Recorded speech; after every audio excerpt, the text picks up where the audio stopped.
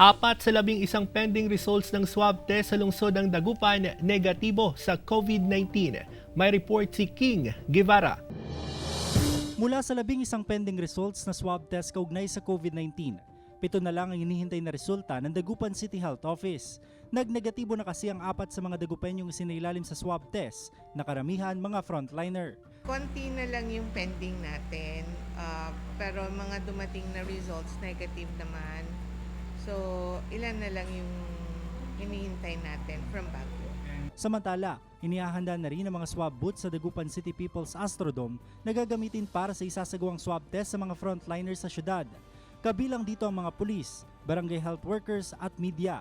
Magko-conduct tayo ng swab testing ng PCR test.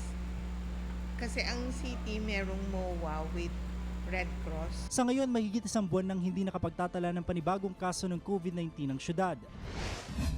Samantala, nakatanggap ang Benguet General Hospital ng RT-PCR machine at ilang COVID-19 equipment na nagkakahalaga ng 5 milyong piso. Makakatulong ito para mapataas ang antas ng serbisyo medikal, lalo na ngayong may pandemya. Kung ito magpapatuloy, daan-daan at libo-libo ang mamamatay na kababayan natin. Pero bakit po automation ng PCR? Kasi po yung testing po importante. King Guevara, Balitang Amyanan.